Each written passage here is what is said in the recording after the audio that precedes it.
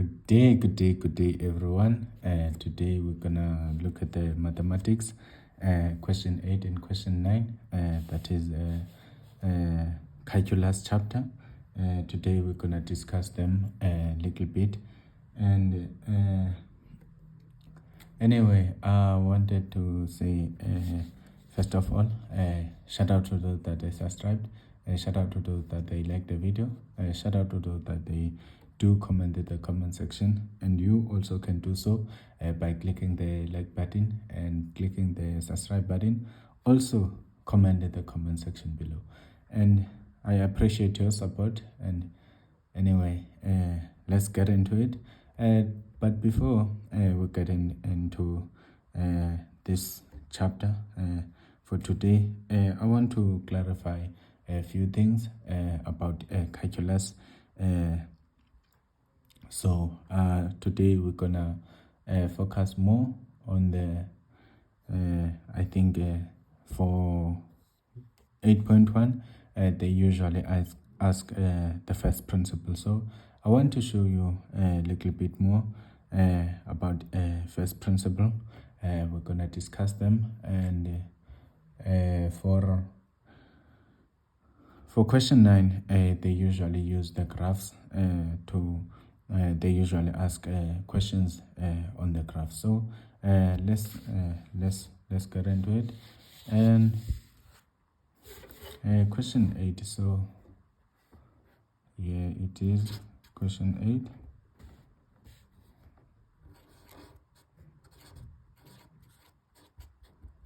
Question 8. So for calculus, that is calculus. For calculus, in question 8, they usually ask a first principle. For first principle, when they ask first principle, they usually ask f prime of x. So when they ask f prime of x, they usually refer, or maybe I should say, first of all, f prime of x is equals to m in calculus, and m represents the gradient for the graph. So as we go through the different questions for calculus, you'll see that this one, m or f prime x, they usually refer to the gradient of the graph. So, and when we derive f prime x, we derive and we get the gradient. And then when we derive second derivative, usually when they ask a second derivative, they usually refer to the point of inflection. I'll just put a point of inflection like this. So this one means point, and then this one means inflection. So it's point of inflection. And for another thing, but let me firstly say that for calculus in question 8, when they ask questions there, they may ask f prime x, and then they give you maybe an equation. Then they will say that derive this equation. When you derive the equation in this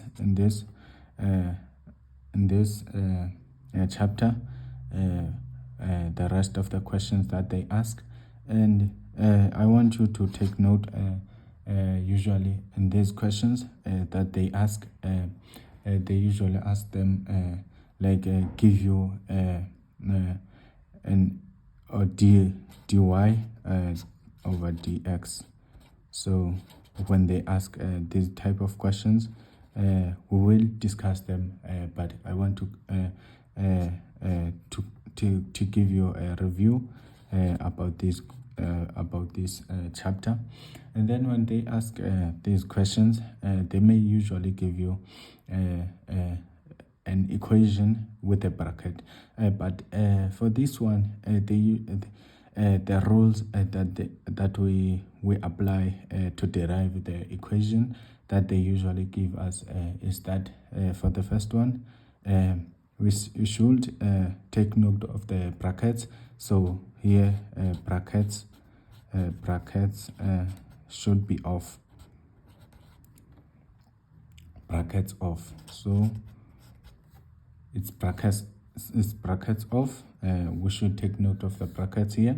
And then for the question,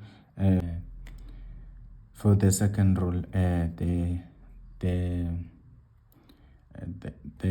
variable that we are deriving with respect to must be on the numerator. So variable that we are deriving with respect to must be on the numerator. Must be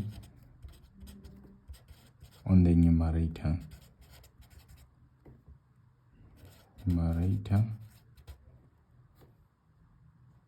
Yeah, no.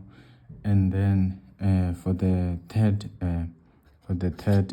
rule, it says that since we said it's brackets off, and then variable must be on the numerator, and then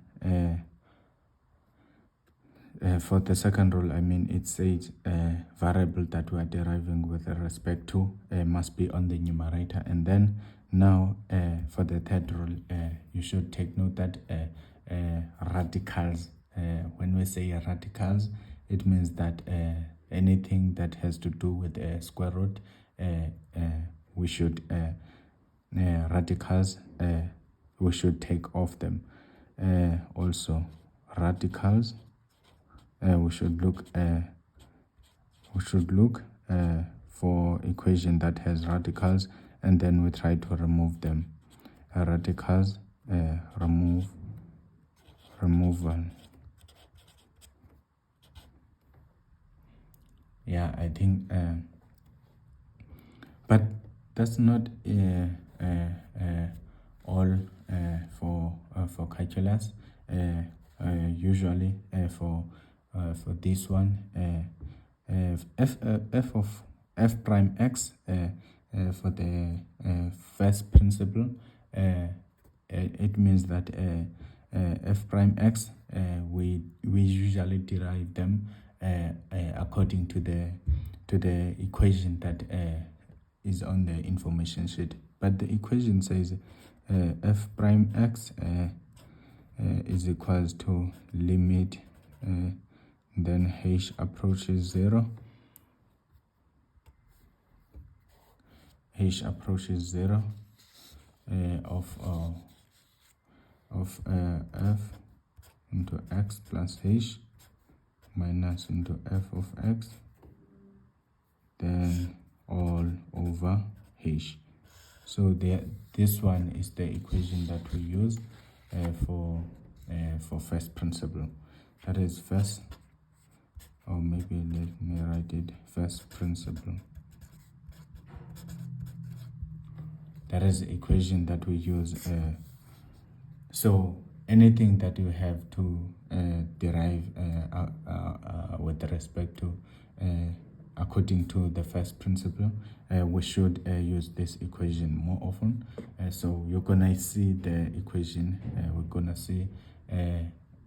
see me using the equation. So for now, that's it.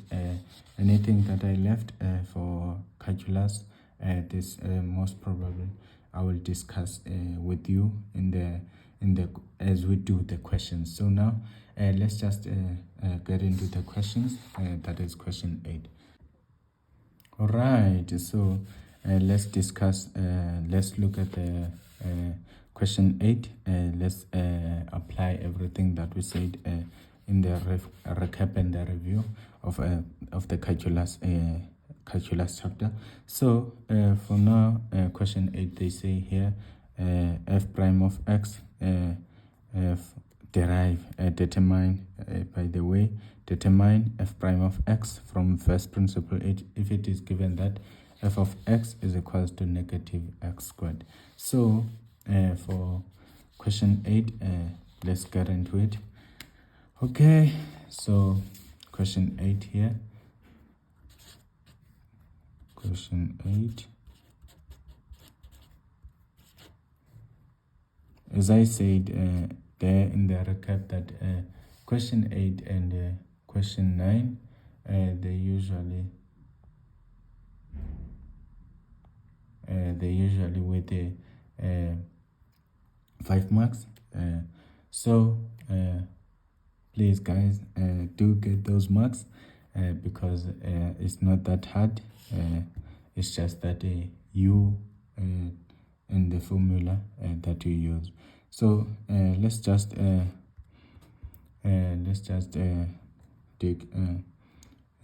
dive deep to this question. Let's get into it.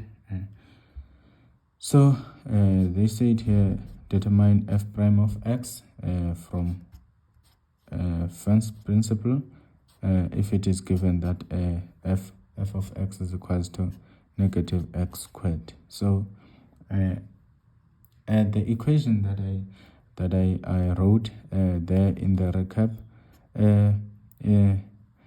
it says that f prime of x is equals to the limit of h of x and then f of x plus h and then minus f of x, then all divided by h. So this is just the equation. It's just that you substitute everything correct in place in this formula. So f of x, let's firstly find f of x plus h, and then f of x, we know that f of x is equals to a negative x squared. Here it is. And then let's find this f of x plus h, and then it will be a negative x, let's just put brackets, negative x plus h, and then we raise everything to the power 2. And then let's try to simplify this thing, and then we know that this 2 here means that is two brackets, so it's negative x plus h, and then it's negative x plus h. So let's break the brackets, and then we get a simplified equation, and then it's negative times negative, this one, it's positive x squared, and then negative times positive h, and then it gives us a negative xh, and then positive h, and then multiplied by this one, negative x, it gives us a negative xh again, and then positive h times with a positive h, it gives us a positive h squared. So let's try to, since these are the like terms, let's add them. It's x squared here, and then negative 2xh plus h squared, and then this is our f of x plus h. Then now let's substitute everything in the formula that is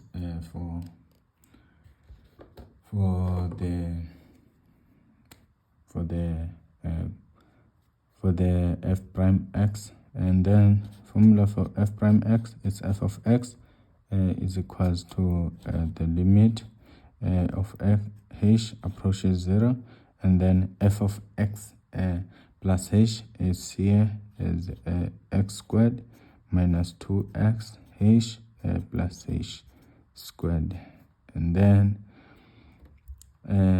our f of x it's negative into negative x squared here, and then we divide everything by h. And then now so let's dive deeper to the mathematics gymnastics. Now its limit h approaches 0, and then x squared minus 2x h plus h squared. And then now looking at this this term here is negative x squared h. It's negative x squared. So if it's negative x squared, negative x squared, it means that it's negative x multiplied by also negative x. Then when we multiply them both, negative times negative, recall they give us what? They give us positive. So it's positive x squared. So let's just replace that with a positive x squared. That is x squared here. And then let's divide everything by h. So I hope we all see that. And then now we say the limit for h approaches 0. And then if you take a look here, let's write everything this term as it is, and then we distribute the negative sign, and then it's x squared minus 2xh, and then plus h squared. We didn't do anything there, but we distribute the negative sign here, and we get a negative x squared, and then we divide everything by h.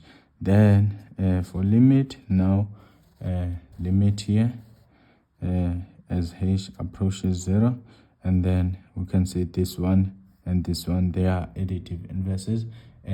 When you add them, they give you a 0. So we cancel them out, and then we are left with a negative 2xh. If I'm rushing too much, I will try to be lenient as much as possible. Anyway, let's apply our mathematics gymnastics. Here we cancelled x squared with a positive x squared with a negative x squared. Then now we are left with a negative 2xh and a positive h squared. And then don't forget to divide everything by the h that is in the formula there. So now we are left with this thing, and then you can see here in the equation, in the numerator, that negative 2xh plus h squared. It means that if you can take note here, since these are the two terms, and then you can see that h here appears, and then h here also appears. And then let's try to take out the common factor, and then we say don't leave your limit as h approaches 0, because everything will be wrong. So limit as h approaches 0, as you can see that everything that I write, it has a limit. It has a limit on it. Every step that I take, I have a limit to it. So don't leave out your limit. And then we say here now, we are here with a limit as h approaches 0, and then it's okay, we take out the common factor. Here the common factor is h, and here you can see that h appears here and h appears there. Then we take out h as our common factor, and then we get h into negative 2x, and then plus h all over h. Then as we are here now, and then we say our limit here as h approaches 0, and then we cancel this one because it's multiplying this, and then we have the same variable in the numerator and in the denominator. So since it is multiplying everything in the numerator, it means that we are able to take to cancel them if they are like this. And then now we are left with a negative 2x plus h. So now you can see that our limit it's h approaches 0. So what will happen if we are substituting our limit to this derivative that we got here? It means that when we substitute 0 there, it will be negative 2x. Here it is negative 2x plus 0. We substitute our limit and then we get a negative 2x as our answer. For the first principle, this is the part that you have to take for every first principle questions. So now let's get into 8.2. Let me just remove this one. 8.2. Here is 8.2. Now we are getting to somewhere.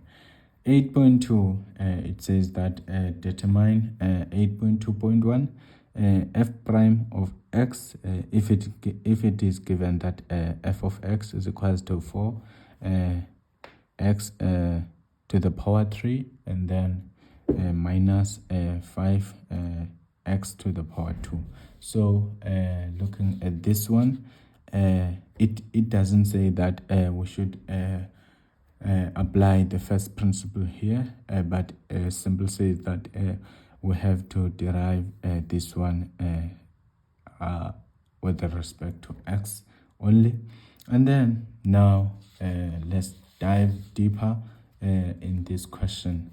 So for this question, let me say for 8.2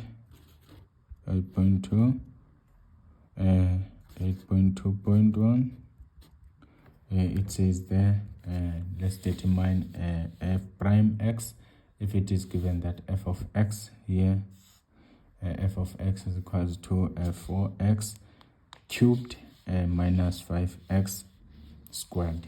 So it says f of x is equals to 4x cubed minus 5x squared.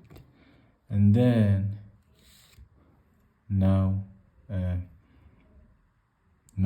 when we derive this one, remember the rules that I said there are 3 that you have to apply in order for you to derive this type of questions. The first rule they said, it says that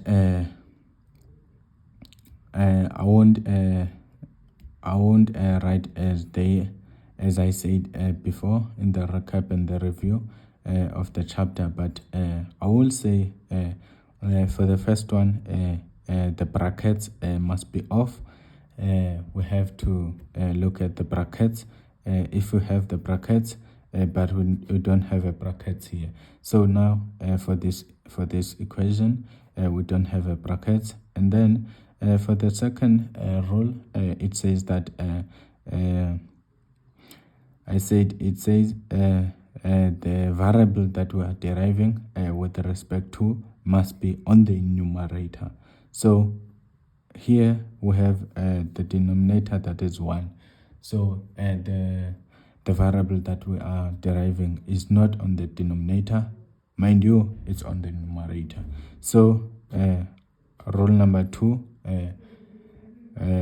is clear. And then rule number 3, it says that radicals must be removed in the equation that we are deriving. Okay, now there's no radical here, so every step that I said we have to take note of, it's just cool. So f prime of x here, f prime of x, it says when we derive this one for this question, I just remembered something. When we derive for this type of questions, it says that when we derive, we take the power, and then when we take the power there, we multiply with the coefficient of the variable that we are deriving with respect to, and then on the power that we are deriving, and then we say -1. So here we will say that 3 times 4, that is the power that we the power of the variable that we are deriving with respect to. We multiply it with the coefficient of that variable, that is 3 times 4, and then x here, and then on the exponent of that variable, we say 3 minus 1. We minus 1 on that power. So now here for this one, we've done that, and then here let's apply the same rule. It says that 2 now is 2 multiplied by 5, and then x here, and then we say 2 minus 1. I hope we all see that. And then if we applied those rules in this type of question, in type of equation, we'll say 3 times 4, and it gives us 12. It gives us 12, and then we say 12 x to the power 3 minus 2 here, it gives us 2, and then we say negative 2 times 5, it gives us 10, and then we say x here, and then 2 minus 1, it gives us 1. So but we don't need, there's no need for us to write 1 there. We can just say 12 to the power x squared, and then minus 10 to the power x, and then that is our f prime of x here. I hope you all see that. Now let's dive deeper and deeper to the next question. So here the next question says that 8.22, it says that dx with a bracket negative 6 here, negative 6 root cube root x plus 2 all over 4. So let's apply what we did in the previous question. So 8.22, and then we have dx with the bracket, it says negative 6 cube root 3x plus 2 all over x to the power 4, and then that is our equation. For this one, the rule says that for this dx, you don't need to let go of that dx until you are done sorting out your equation to be in an appropriate way to derive. So for this one, let's say dx here, for us to derive this type of equation, we say dx here, and then we say we open these brackets, and then first of all let's go back to the rules that I said you have to take note of them. For the first rule, it says that brackets off. What do I mean by brackets off? I mean that if you are given the equation, let me try to show you here, down here, okay? If you are given the equation, maybe say root cube root, okay, cube root of x plus 1, then brackets, and then square root of x or cube root maybe of x minus 1. So if you are given that type of equation, you can see that maybe it says dy over dx, derive y with respect to x. Derive this equation with respect to x, and then you can see that this one is a bracket, it's a bracket. So for this one, it means that the rule for the first rule here, it means that brackets off here, you can just try to make this simple as possible. So you can just remove the brackets, then you are able to derive. And then for the second rule, rule of thumb, it says that radical must be, is it? Okay, let me just say so. A radical must be removed. So we have a radical here. So we can't jump that rule. We have to remove that radical first. So now it says so -6 times, and then if we have root x here, take note here, it says root x here is equals to, now take note here, root x, cube root of x is also equals to x here, and then if you can take note here, this x is raised to the power of 1, and then we'll say in the, I think it's a laws of exponents, that is when you can get this type of questions, equation, type of laws that says for cube root of x, since it's raised to the power of 1 here, we'll take that 1 and then we divide by 3. That is, we are removing the cube root here. And if you want to move from here to here, we will just say here x 1/3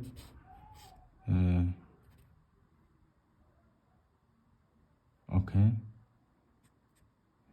you'll just say here, sorry for that, you'll just say here a cube root of x to the power 1.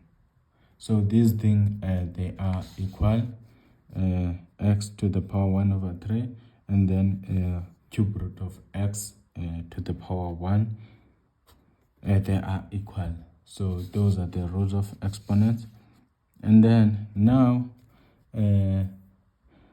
let's remove the radical. It says that here is x to the power 1 and then over 3, and then plus the constant 2. Then we close the brackets, and then we say x to the power 4. For the second rule, that is the second rule here is the radical of. And then let's look at the third rule. The third rule, it says here the variable that we are deriving with respect to must be on the numerator. So here is on the denominator. You can see that here it's x to the power 4. So if it's x to the power 4, let's not leave dx here. Good people, let's not leave dx. Let's write dx first, and then we put the brackets, and we say when we want to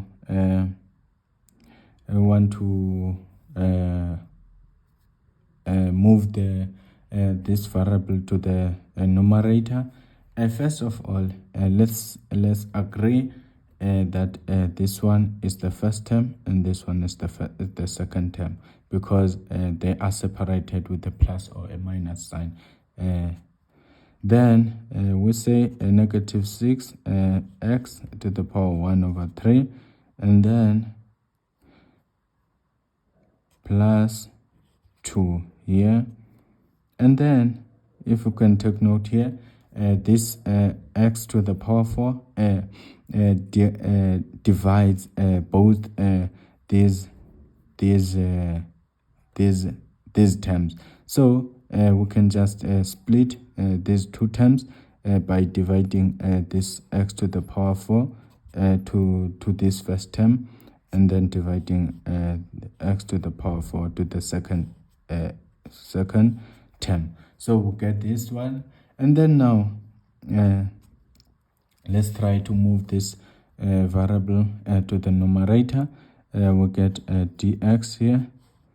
Dx is negative 6 to the negative 6. When we move a variable from the denominator to the numerator, it will get a negative sign there. So it's x to the power 1 over 4 x to the power 1 over 3, and then minus 4. So plus 2 to the power 2 times x to the power negative 4. And then that is our equation now. Let's try to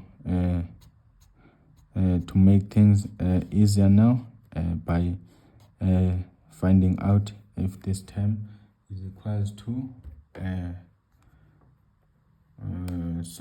1 over 3 minus 4, and then it gives us a negative 11 over 3. So here we get a negative 6x to the power negative 11 over 3.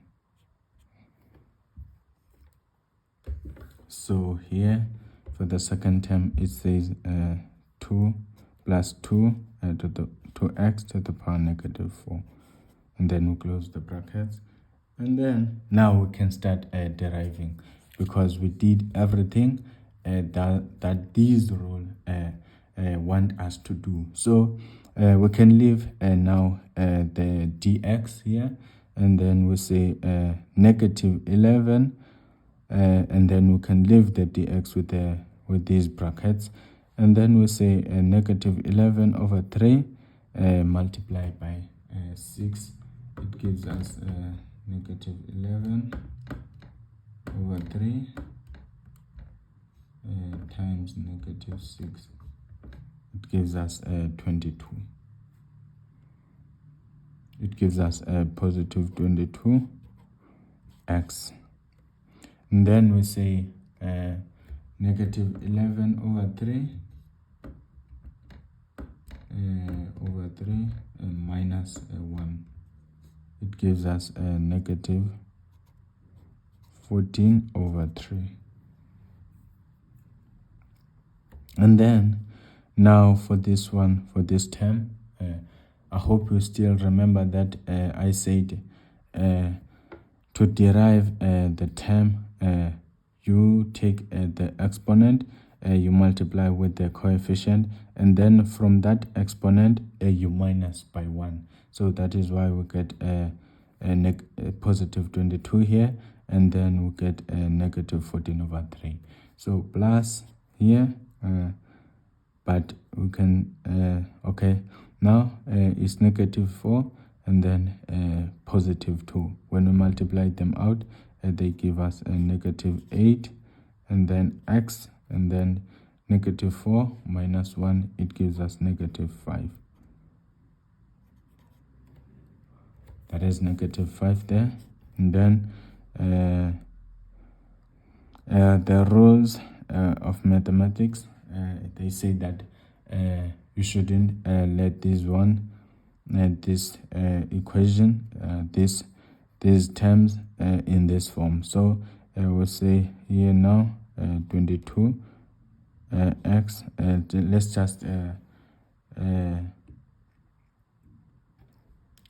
just take this variable to the denominator. Let's say 22 over x to the power. If you remember well, I said here, when you move the variable from the denominator to the numerator, it changes the sign. So if it was positive, it becomes negative. So now it is negative, it will become positive 14 over 3. That is positive. So now plus, here, it's not a positive, but it's a negative, since this one, it's a negative 8x, and then now it's a negative 8 over x to the power 5. And then now that's it for this question.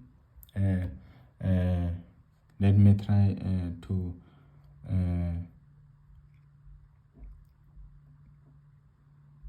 anyway, that's it for this video, and thanks for watching. Me and you, we're gonna meet in the next video, but until the next video, good people, please do take care. Don't forget to subscribe, to like the video, and also to comment in the comment section, because that one, it does help me a lot to reach more people. Anyway, we will meet in the next video when we discuss question 9. Thanks for watching.